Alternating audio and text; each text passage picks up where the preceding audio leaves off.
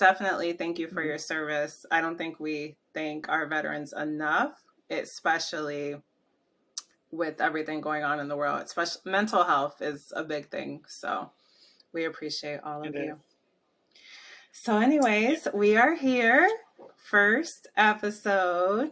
I feel like I should have a little thing that says first episode, first episode, first episode. So, my name is Natty B, and I am here with my co host, Nia. That's Nia. Do you Yes, remember? no me is. No Mia's Nia.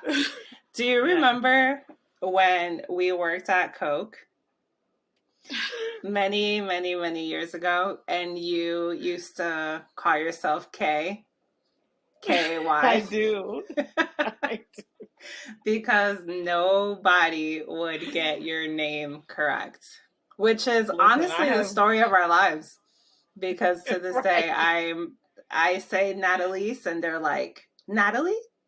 I've gotten Yes. called Tina. I've gotten called all types of Tina? things. I know. How? I know. I will say she was hard of hearing, so I'll let it slide. She was hard of hearing, poor lady. Okay. Hold on a second. Because I understand that you're trying to be gracious and everything. Your name is Nidalise. Americans say Natalise. Nowhere in there is there anything that sounds like Tina. So I don't think she was hard of hearing. I think she was just dumb. Because that doesn't make any sense. I'm sorry. I know the episode just started. Listen. But really? Listen. All I know is that she told me she was trying out new hearing aids, which I didn't even ask her to name. I did not ask her the name brand. I know. I did not ask her the name brand because I've learned to stop asking questions. And that is definitely one thing that you have. Right. But you've taught me that, right? Because when you ask a question, people automatically think, okay, she really wants to know. And then it turns into something else that it really shouldn't. She cares. So now, right. I don't. I'm sorry that your hearing aids do not work. But literally, she told me. Tell her that. I'm pretty sure she kind of knows. Like, she walks into the room and I had on my mask and she's like, I can't hear. Which, by the way, my hearing is excellent, but I need to read lips. And maybe I'm a little on the spectrum somewhere, but I need to read the lips with what you're saying. It's just my thing. So the masks have honestly been really, really bad for me. Like when I go to Fresh Kitchen, and you've been to Fresh Kitchen, like you're asking me what I want, and I'm trying to tell you broccoli, but my mask is on, so you're not listening to broccoli. I don't know what you're hearing. Your eyes are getting big. Right. Like, I just want some broccoli. So you finally pull your mask down. Right, like broccoli. The green stuff. So she told me she got new hearing aids. It was going to be hard for her to like listen to me with my mask on. I totally accommodated her. And at the end, she's like, what's your name? Right. She said, what's your name? And I said, Natalise. I don't even know why I said that. And then she was like, were you wearing your mask when you said Natalise? Or had you pulled it down? I'm pretty sure my mask was pulled down because this is now like, we're talking like 30 minutes later. So I'm like, my name is Natalise. And she's like, what? And I was like, Natalie. And she was like, oh, Tina. And I was like, no. My name's not Tina. But you know what? Bless her heart, her hearing aids are not working. And I think that's important. Keep going. I mean, I kind of think that she knew that. When you walk into the office and you're telling me that you need me to pull my mask down because you need to listen to what I'm saying with the mouth. That's because she can't hear. Like she just knows Right, in general. right. But But if the hearing aids are still not working and you want me to pull down my mask and then you continue to tell me how hard of hearing you are, I think to me it's like a known thing. So I was accommodating the hearing aids not working. And I ended up getting called Tina. So, and I think maybe that's why we're best friends because literally for the last 16 years, we have had to explain our names. yes, that. And do you remember when I used to go by Susie? I don't remember Susie, but why? So, for a couple of reasons, right? So the first thing, obviously, is people always mess up my name. My government name is Kania. But for whatever reason, when it's either read or even when I say it out loud, people overcomplicate it. So, like you said, when I was at Coke, I went by K. And then after that, I would go by either my middle name, which was Angel. But I worked at a payroll company and we would go out for lunch all the time and we would order ahead. So I was like, look, I'm not about to play this game. So I just started going by Susie. And I figured out, though, the look on people's faces when I go to pick up my food and they call out, Susie, and I'm like, here, was priceless. I could not have scripted that myself. It was unexpected. However, it was such a joy to watch people go, yes, I'm black and my name is Susie. I Oh did. It was boy. great. It was so great. Every now and then, just for kicks and giggles, I do it again. And I'll go to Starbucks or somewhere and they'll be like, your name, please? Susie? Yes, my name's Susie. And the Okay, person who's but taking the name down looks at me sideways like, wait, what'd you say? I said Susie. Yes, Suzie. That's me, Susie. that's what I was gonna ask. Have you ever given a fake name and then they ask you how to spell it and you're like, I was not prepared for that? Like, obviously, I go by Natalie a lot because that's what people hear. I don't know. Mm-hmm. I understand why it is more than I understand why this lady called me Tina. But I I'll never forget. Every now and again, someone won't know how to spell Natalie, and they'll ask me, and I'm looking at them like, "Shit, if you don't know, then I definitely don't know, because that's not really my name. My name is Natalie's." So I've had some moments where I know they're like, probably like, "Damn, she's really dumb," because I'm like Natie.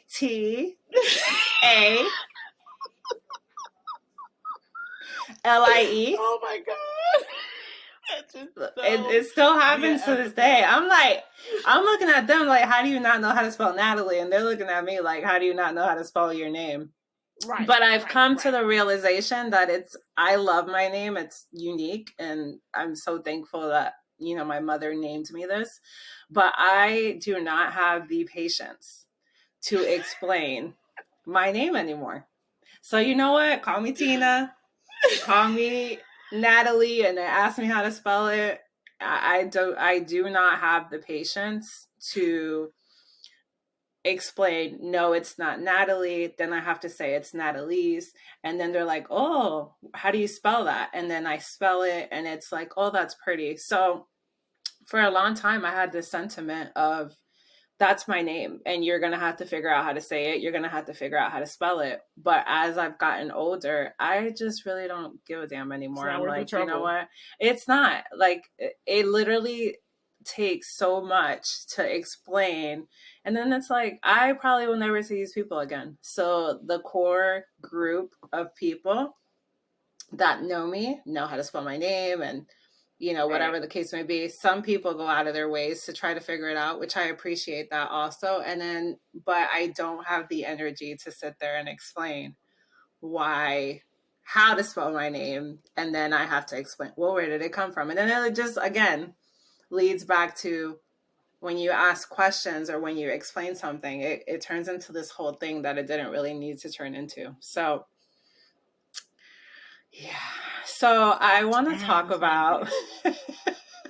I want to talk a little bit about how we met, and I'll let you tell that story.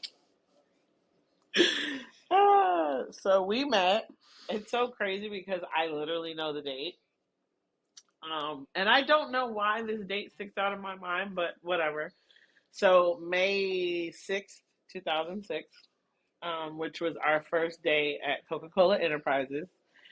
And we initially met in the waiting area, but then afterwards we were in training class together because we were in the same cohort.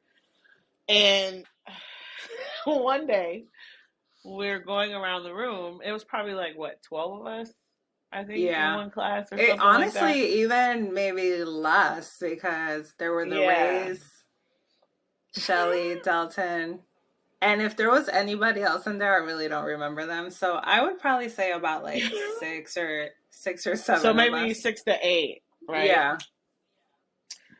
Oh Lord. And we're going around the room and we're guessing everybody's age.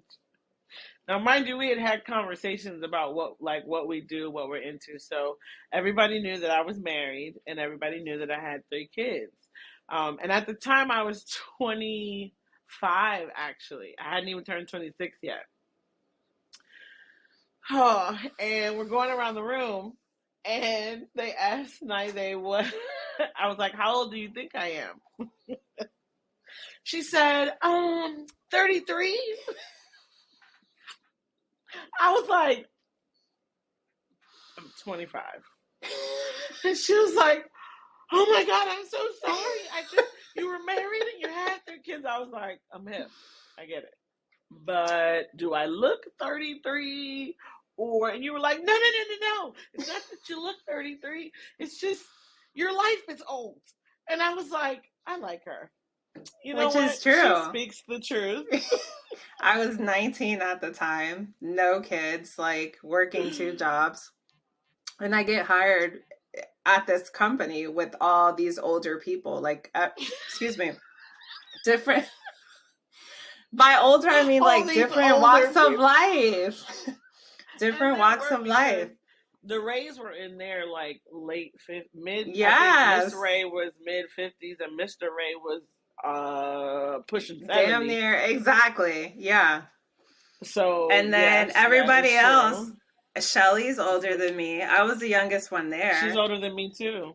Right. So I'm like, Yeah. okay, in quick little math, I'm like, she definitely can't be my age. So yes, I said it was 33. And then I was like, oh my gosh, she's going to hate me. But 16 years later, and here we are. We've, I mean, I've watched your kids grown. You literally, you met me when I was single and hot headed. And then I had a Pop the baby trunk. who's right. We were used to pop the trunk on people. Every situation that made me upset was a pop the trunk situation. But Oh. you came to my baby shower. My kid's going to be 13.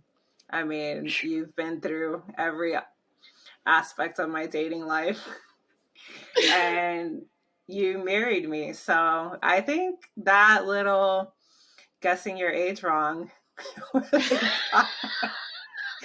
brought us closer together. And usually Look at God. women are not like that, right? We're very, especially as I get older, like nothing bothers me more than when you're like, they ask you your age category and you're like right there, like on the cusp of having to pick like 36 to like 45. I'm holding on to the staying under 35 part.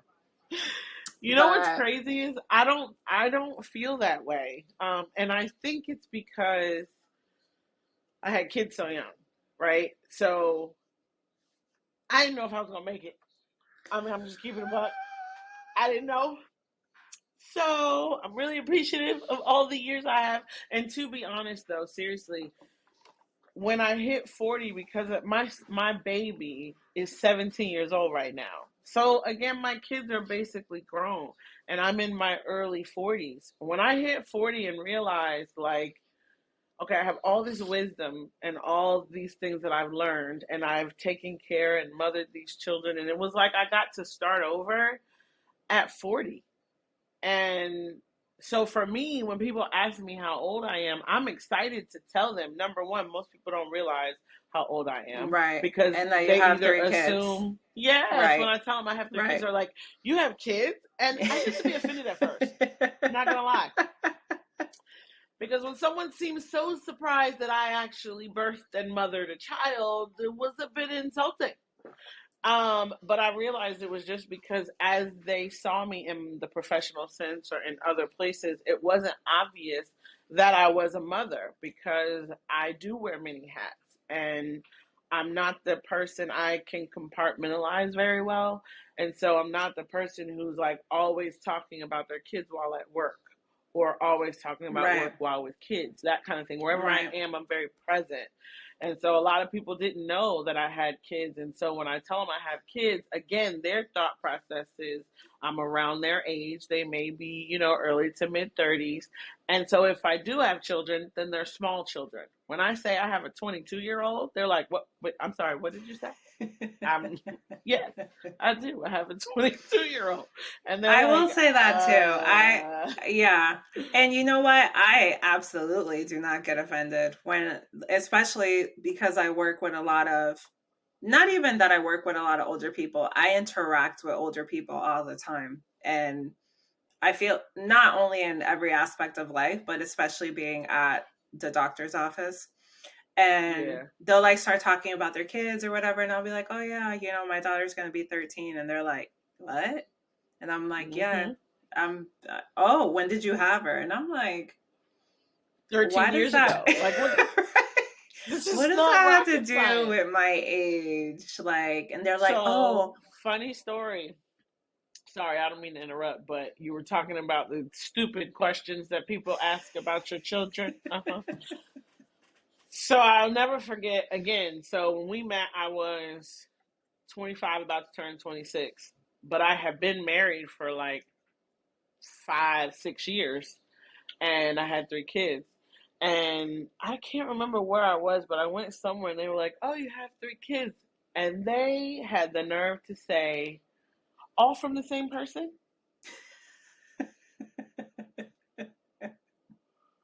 I had to pause for a second, right? Because the initial response that was coming to my mind, I'm sure the Lord was not going to approve. So I simply said, yes, they're all from my ex husband. Oh, you were married? what's more insulting? The being from being from different people, or the fact that they are surprised that you were married?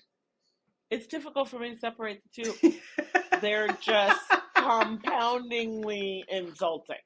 First, you insulted me by the fact that you just assumed that because I have more than one child that it was from 2 different people. And then you had to ice the insult with yet another insult that, oh, I'm married. Yes, stupid. I was married to the father of my children. Like, the world we live in, there's a lot of stupid people I've come to understand. And we encounter them in all walks of life, Yes, every day. Um, Every day. And you know what? and I get quite the opposite. So when Ariana was younger, I was worried, and I know this sounds really dumb, but you also kept your ex-husband's last name. I Whereas did. I was not married with Ariana's dad. So Mm, I was always worried, especially being in the West Chase where everyone is married, whether they're happy or not. That's for Stepford another. families. Right. There, everyone lives in like kind of like, not everyone, because I have some great friends there who are the total opposite of like this cookie cutter lifestyle. Mm, But it's when you are a minority, you tend to worry about the opinions of white people. And when we lived in West Chase, Ariana used to go to a predominantly white school. So I was always worried, not about what they thought about me, but more so like the impact that she was going to have. So when she was Right. younger, I'm like, obviously, my last name is not her dad's last name. But as she's gotten older, I have zero problem telling people that I was not married, because when they asked that, they were like, "Oh, you guys were married for a long time." I was like, "No, no, we were not married," and I'm not ashamed of it. I am Right. actually relieved. I'm actually relieved. Dodged a bullet. Yeah, like we were not married. I was 22 years old, because then it leads to that, right? It's always, like you said, Mhm. the insults lead to something else, where it was like, oh, well, how old were you? Well, I was 22 I when just I don't had understand her. why any of this is pertinent. I was 22 when I had her. And then it all leads, it's like it goes from waves, right? From one insult to another. And then it ends with well, you look so young. And then it's like, oh, thank you. I know. I'd say I great. want to respond and be like, and you look so stupid. What can we do? I swear, people Uh, are so dumb. They just let things that they don't. So this is a great time to introduce the boardroom. Everyone doesn't have a boardroom and they need one. Well, what is the boardroom, you say? Glad you asked. It's a panel of individuals, has to be an odd number because otherwise you would not have a tiebreaker, who live in your head and talk about every experience you have and tell you how to respond.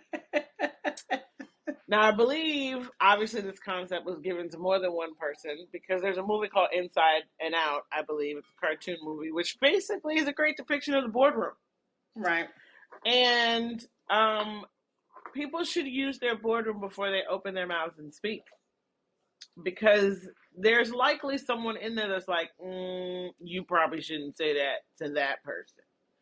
But if you don't consult the boardroom, then you just go off saying whatever comes to your mind, and well, that could get you slapped. You know, Right. we Right. try not to make it a habit of putting hands on people, but sometimes I think the only way for them to get the lesson is for somebody to slap shit out of them. That's just my personal opinion. I understand everyone will not agree, including Jesus. But hey, he and I are cool. We talk about it often. And I've done And very well. I have not slapped anyone. I'm so proud.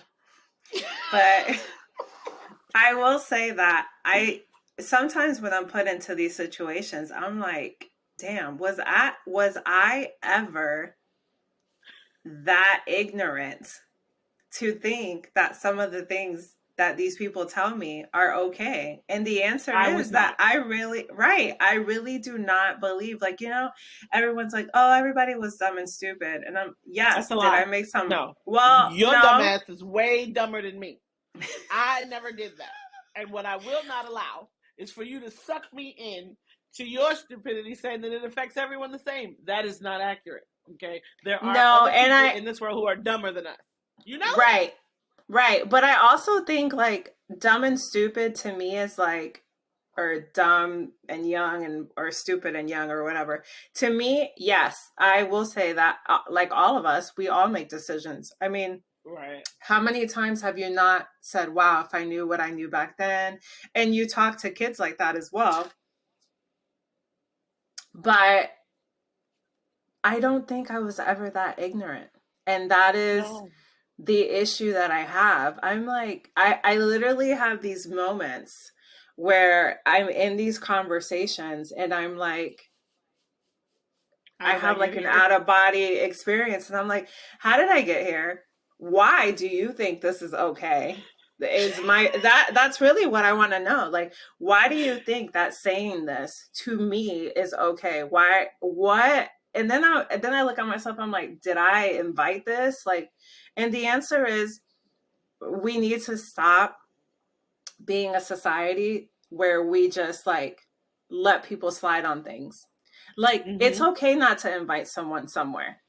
It's okay not to talk to Yeah. It's okay not to talk to a family member because they're toxic. It's okay to end friendships. As you know, I've had many friendships for years that Mm-hmm. I didn't realize how toxic they were until things kind of blew up in my face. So we need to do better as women and as moms, as wives, girlfriends, business partners. We need to do better with it being okay to say, no, I don't like that. No, I don't want you to come. No, I don't want you here. No, I don't want to talk to you. And not feel this shame of, oh, am I going to hurt their feelings? Because that's a big thing. And you know this very well. I am big on delivery.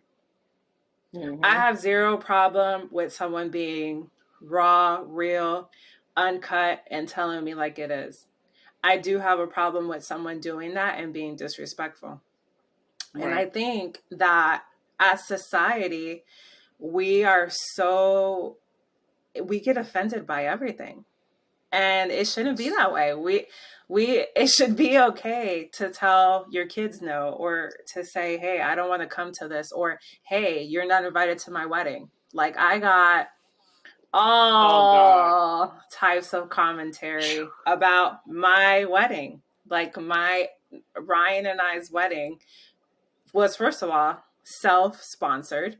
So Right. I had to learn and also have that conversation with my husband. Like, dude, it is okay. They will be okay.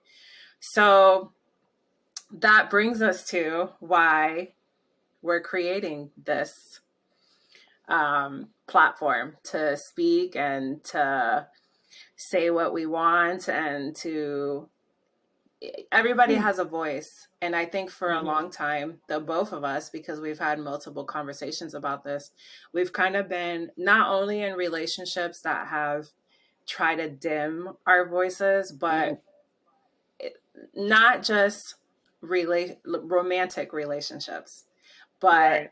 relationships at work, that we both have been like, okay, they have one more time to say this, or to make me feel this way, or to, speak to me in that manner. Yeah. With family members, we both have had many of times where we've been like, okay, just because you're my sister, you can't talk to me like that. Or just because you're my brother, I'm not going to Right. drop everything and go help you. With our Yes. parents, I mean, and the list goes on and on. So,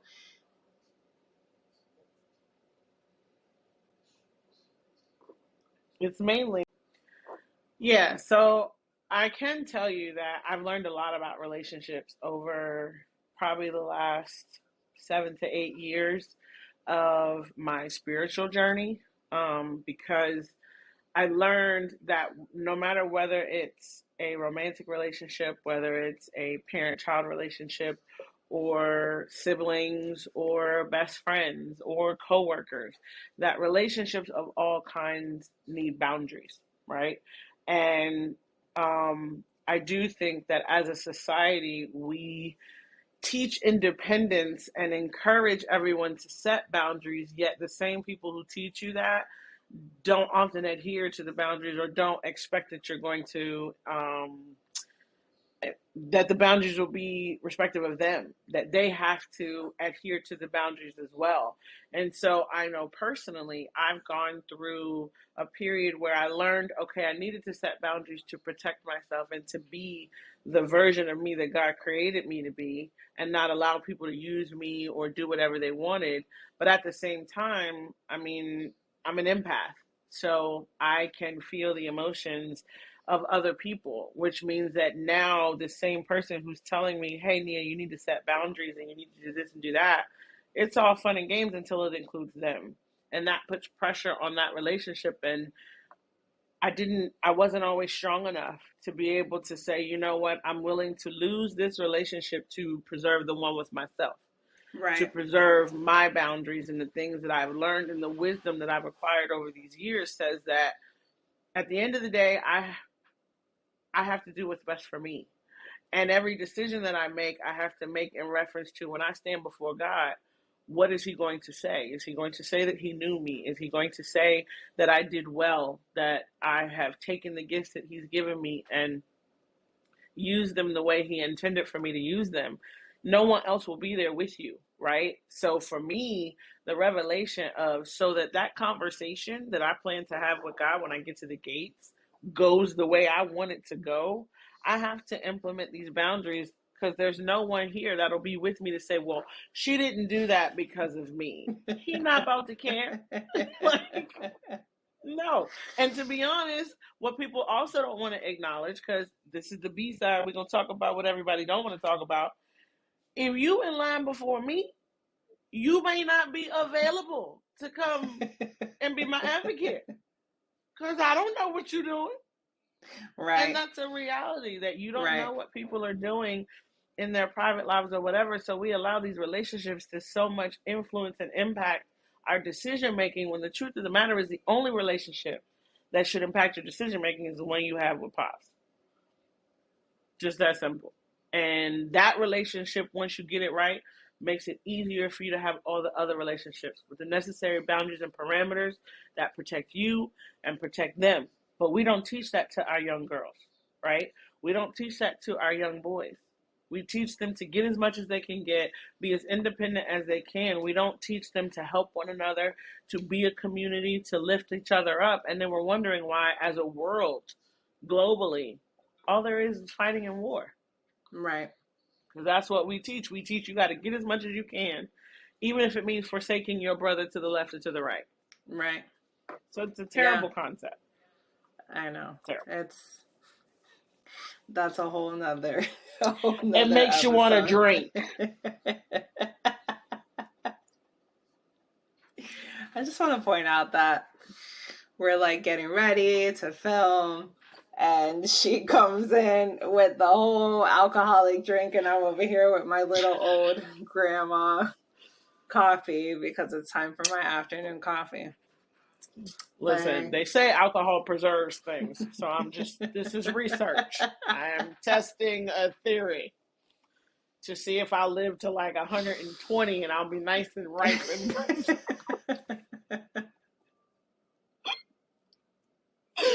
Oh, God. I hope my mother doesn't see this.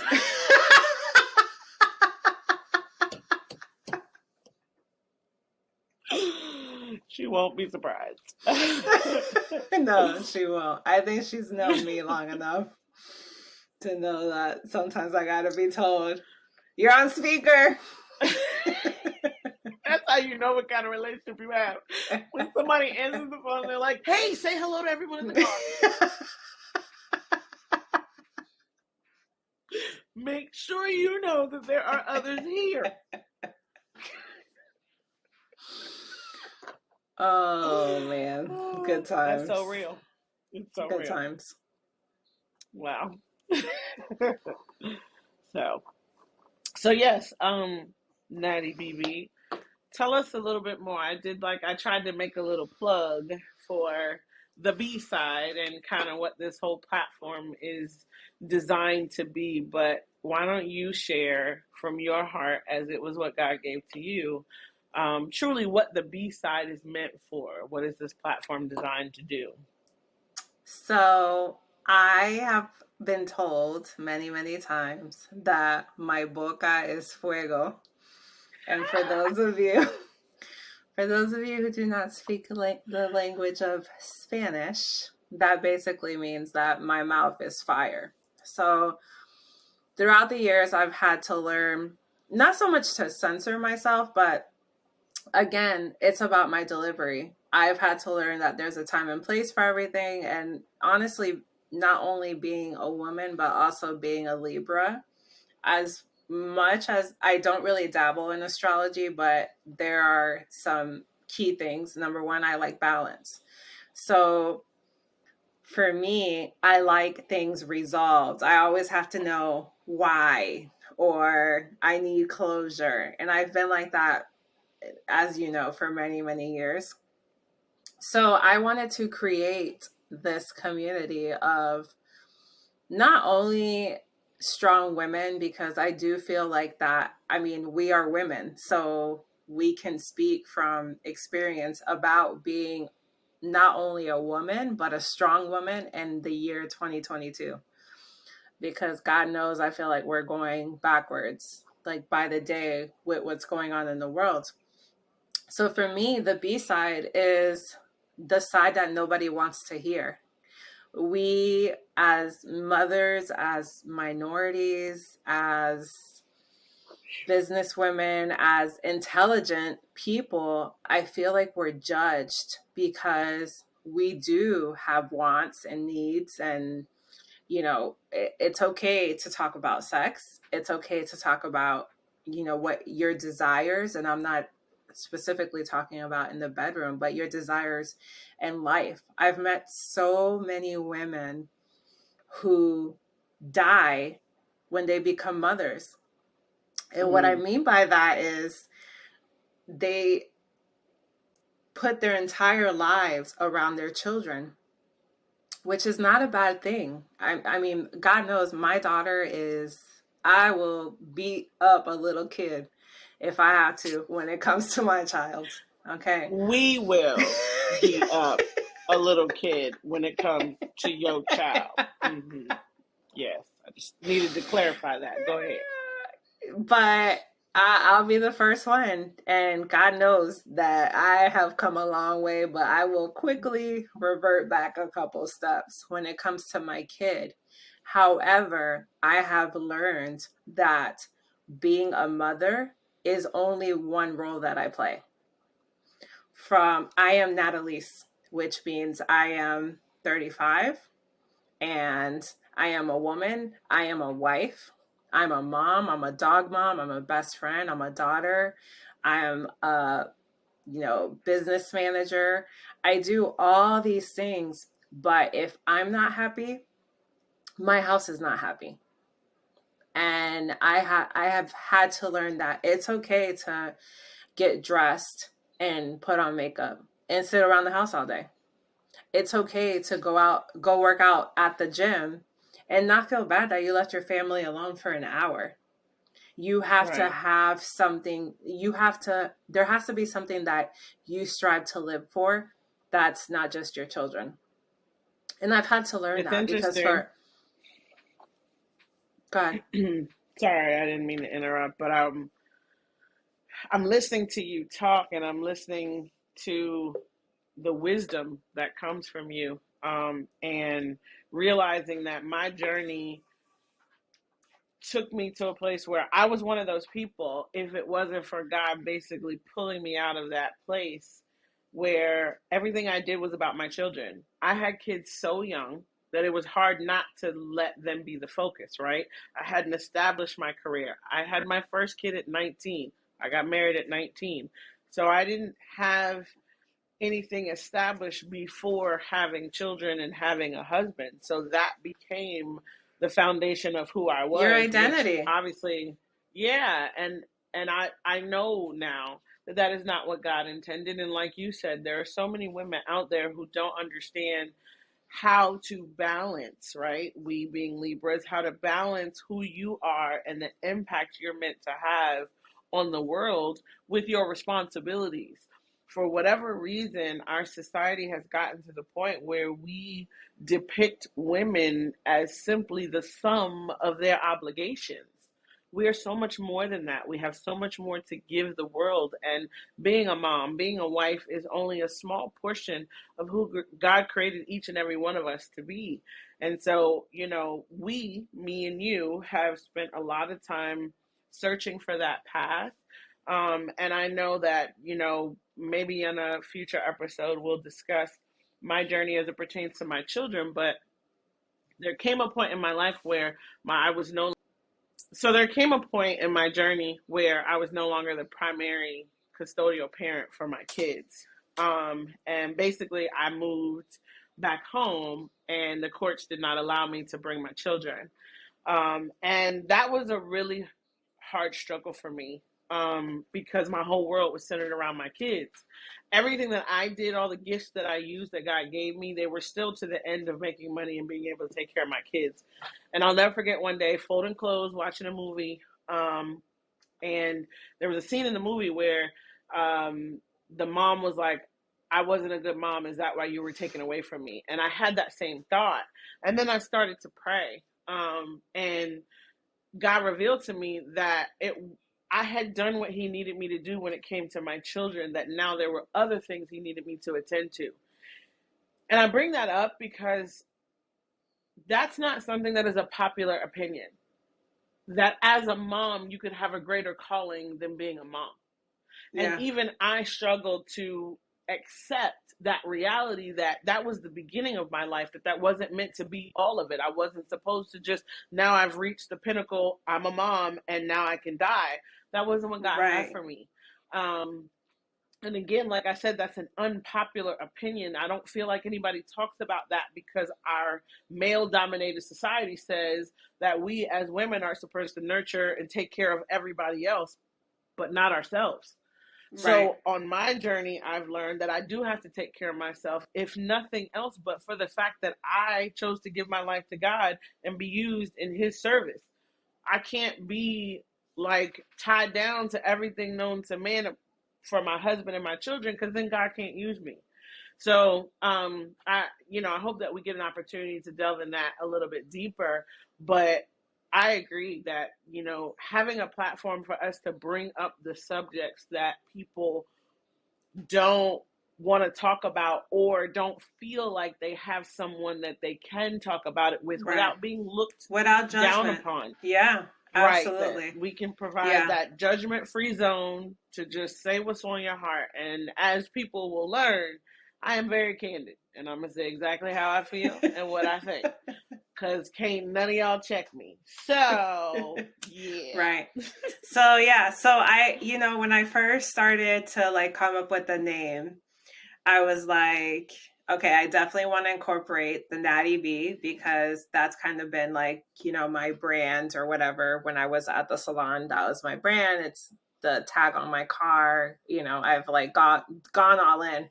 And I will say that the name Natty actually came from my friend CJ, who passed away a few years ago. So, again, back to the whole explaining my name. So he kind of gave me the name Natty, and it stuck. So, many years later, we were in high school when he gave me that name. So I was thinking about names, bouncing back and forth. And at my office, we're on the B side of the building. And I was like, okay, someone kind of threw that around in the office. And I was like, oh, that's kind of catchy. And then I went to Publix, and I was walking by this random aisle, and I see they have like, I don't know if you've ever noticed, but Publix has like this random ass clearance rack. like, Yes. like there's not a clearance section. Every Publix Nope. has it in a It's different just spot. sitting somewhere. Right. Yeah. It's just there. It's just there. So I'm walking by the said clearance rack that was just all wines, and there was this wine there literally staring right at me that said the B-side. And I was like, that's it. Like, thank you, God, I got it. I was going back and forth, with what I wanted, and I was like, this is it. So I want to get into really quickly what you have going on. Whew. Do we have time? So I will really quick run down all of my current projects. I have a consulting firm. I do tax accounting as well as business consulting. I also have an event planning company. Um, and I also have, I'm actually going to open a gym pretty shortly. I'm converting my garage into a gym because I do personal training and small group training for sports performance. Um, what else do I do? Oh, I am planning to open a catering slash carry out business. I've had a concept for a restaurant for a really long time called Chez Nia, which means the home of Nia in French. And just got dropped in my spirit a couple weeks ago to move forward on that venture. So I'm really excited. That's the most recent project that I will be starting. But yeah, I it's a have to million things ask, going on. will there be cornbread? Actually, I just made up a new dessert. That Okay. yes, there is cornbread. Okay. If listen, all it takes is a few glasses of wine. And for those of you that don't know, I carbs and I are not friends for many reasons. And when she makes her cornbread and I've had a couple drinks and her apple pie, I go all in. So we'll talk about that at another time. So, you guys, thank you so much for listening. I just created a Facebook group. It's going to be the B side with Natty B. So, go ahead and find us there if you want to connect with us. We are so excited to, put our voices out there and give women and men an outlet to kind of really say what they want. I think that's a key in mental health. We're starting to focus on as a society, the mental health crisis. And I think a lot of it is what it boils down to, in my opinion, is social media is a perspective that you put out there and everybody wants it to be perfect. And the reality of it Right. is none of us are perfect. We all have insecurities. God knows I have many that as I'm older now, I don't mind sharing because I'm not ashamed of them anymore. So, we're looking forward to connect with you guys and start talking about all our amazing topics. And please stay tuned for episode 2 because we are going to be talking about community service. And we're not talking about organizing a beach cleanup or, Whole picking different up type of garbage. community service. Picking up garbage on The the side of, unspoken. yeah, the unspoken community service that women give. So until next time, thank you guys. We are out of here. Bye.